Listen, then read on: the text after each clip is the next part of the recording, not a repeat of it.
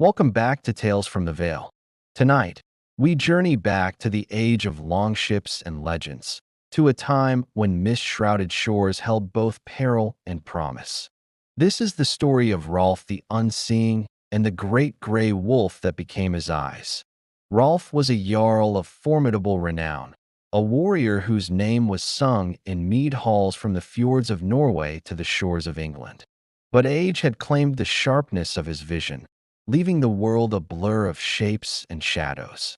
His spirit, however, remained as fierce as a winter storm. When his scouts returned with tales of a rich, unguarded monastery across the sea, Rolf declared one final, grand raid. They set sail under a sky the color of a raven's wing, their drakers slicing through the dark water. For days, the journey was smooth.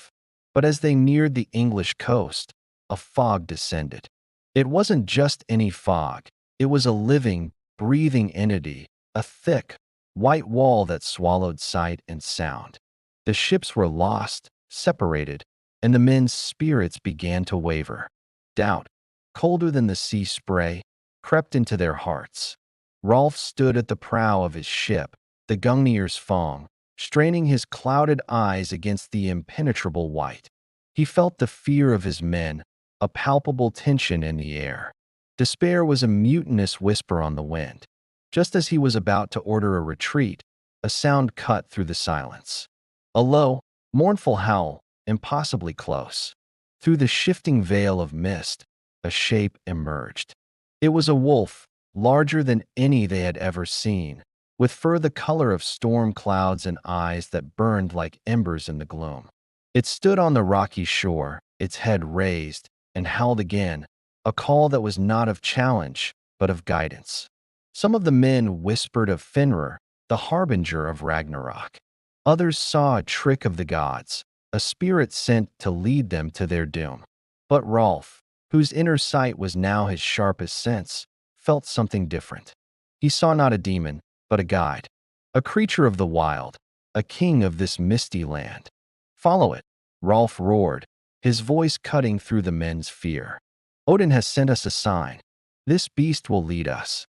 With renewed purpose, the rowers dug their oars into the water.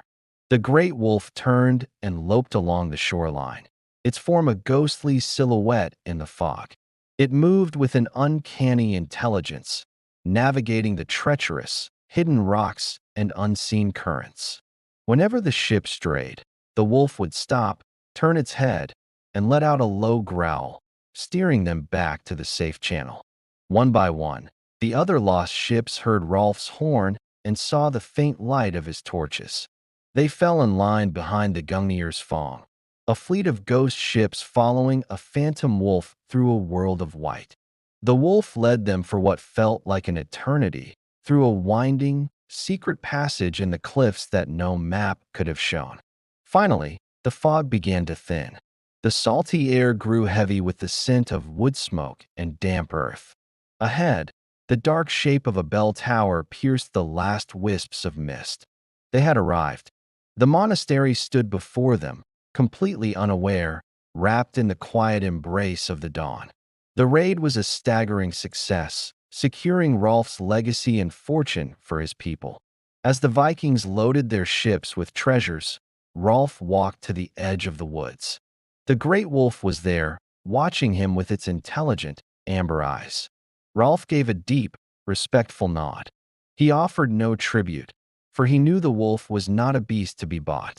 It was a spirit of the land, a force of nature. The wolf held his gaze for a long moment, then turned and vanished back into the mist from whence it came. Rolf the Unseeing never sailed on a raid again.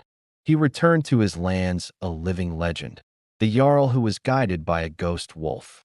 And for generations, whenever the fog rolled in from the sea, the Norsemen would look not with fear, but with respect, remembering the wolf that led the Viking army through the Vale.